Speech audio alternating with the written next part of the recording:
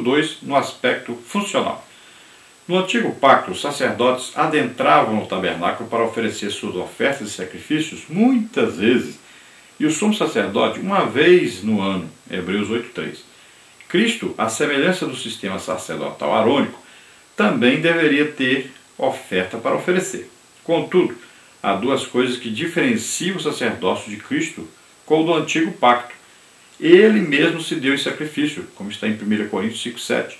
E este, ao contrário do sacrifício levítico, não mais se repete, foi efetuado de uma vez por todas. Cristo, portanto, não está mais oferecendo sacrifício no céu de forma repetida, como faziam os sacerdotes levitas. Agora, ele intercede por todos que o invocam. Então nós vemos que no antigo tabernáculo, na antiga aliança, no antigo pacto os sacerdotes tinham que oferecer todos os dias sacrifícios.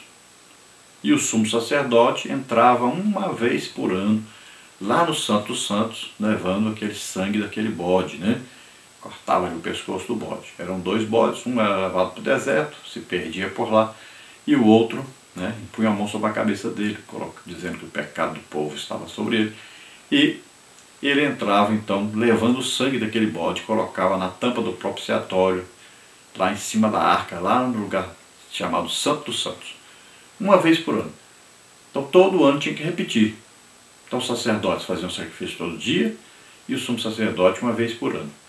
Jesus não, Jesus fez um único sacrifício só, ele não continua fazendo sacrifício.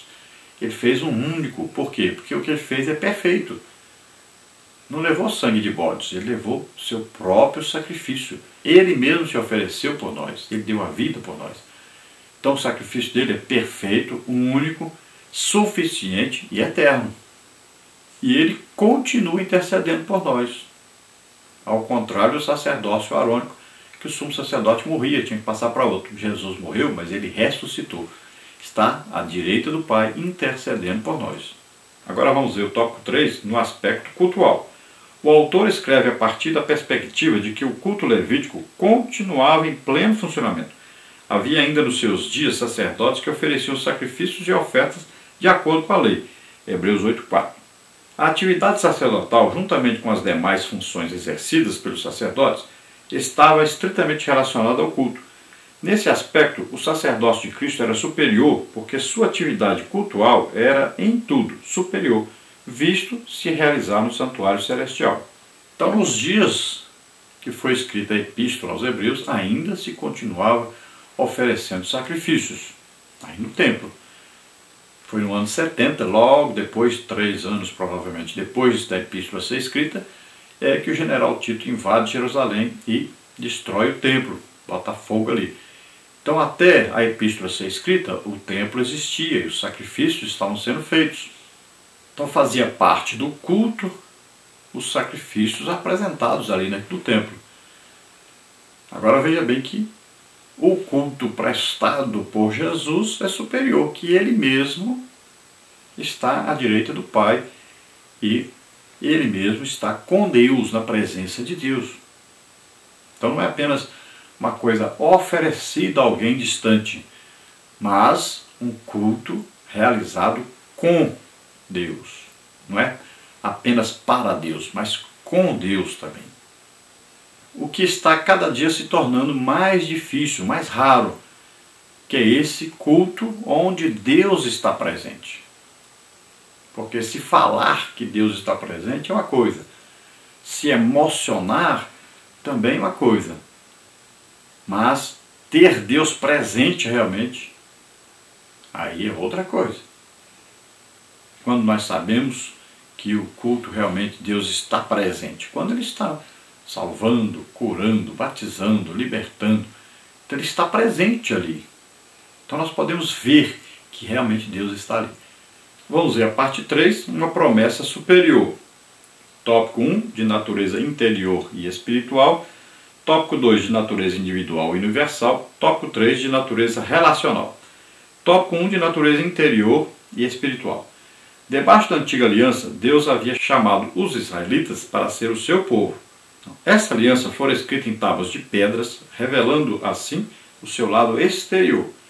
Nesse aspecto, a lei agia de fora para dentro, Hebreus 8:9, tendo o povo de Deus falhado em cumprir as exigências legais da antiga aliança. Deus prometeu fazer uma nova. Nessa nova aliança, a lei divina não mais seria escrita em tábuas de pedras, mas sim no coração, não mais do lado de fora, mas do lado de dentro, Hebreus 8:10. Então, na antiga aliança, antigo pacto, antigo testamento, nós sabemos que a lei foi dada. A lei era o quê? As exigências da aliança. Toda aliança tem o quê? Normas a serem seguidas. Então as leis foram dadas como normas dessa antiga aliança. Deveriam ser cumpridas à risca. Mas nós sabemos que não foram cumpridas. Foram escritas em tábuas de pedra, veja bem, coisa material, externa, e ela agia de fora para dentro. Então ela estava lá, ela era perfeita do lado de fora. Ela tinha que entrar para dentro e fazer o efeito, fazer a mudança. Agora, na antiga aliança, ninguém conseguiu então chegar à salvação. Então o que acontece? Na nova aliança, essas leis não são escritas lá em tábuas de pedra, são escritas nas tábuas do coração, lá dentro, no interior. Então o Espírito Santo está dentro de nós e ele traz então a presença de Deus e o que agrada a Deus. Então existem coisas que entristecem o Espírito Santo, existem coisas que alegram o Espírito Santo. O Espírito Santo é Deus e mora em nós. Então nós temos que viver em comunhão com o Espírito Santo. A mudança agora não é a perfeição lá fora que vai exigir a perfeição cá dentro. Agora a perfeição está dentro de nós, é o Espírito Santo. Então vai exigir o quê?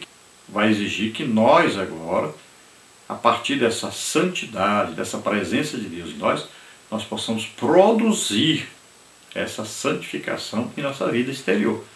Então o que está dentro vai dominar-nos de tal forma que vai aparecer do lado de fora a presença que está dentro de nós.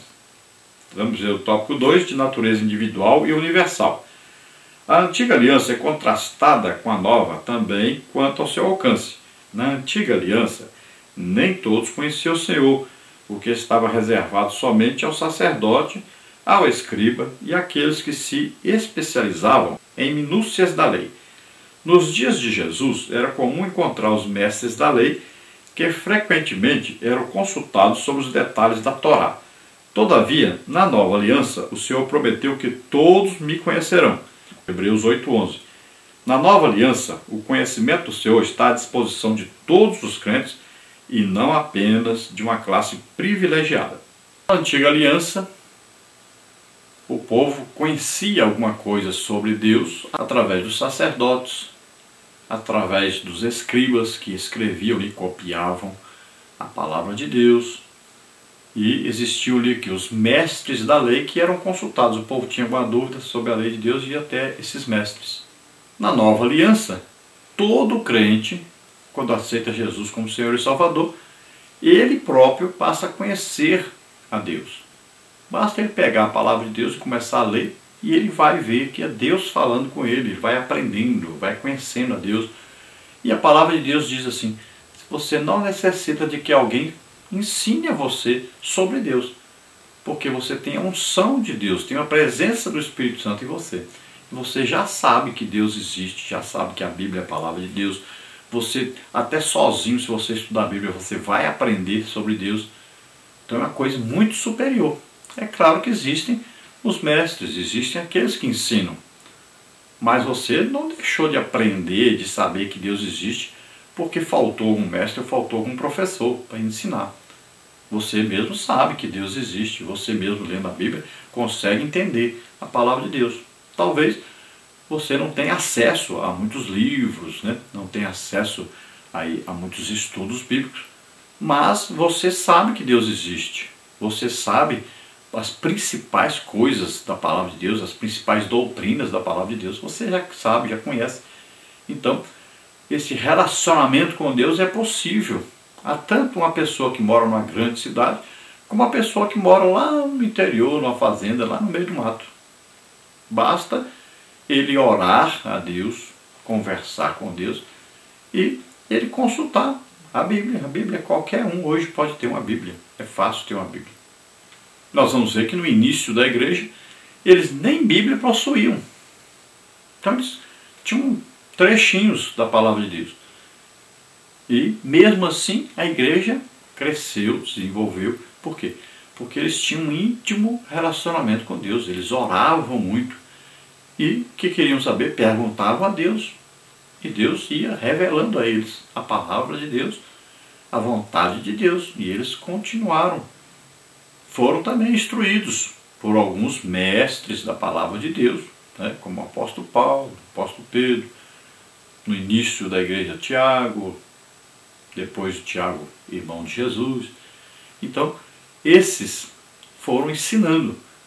Mas também havia os mestres, né, judeus que aceitaram Jesus como Senhor e Salvador.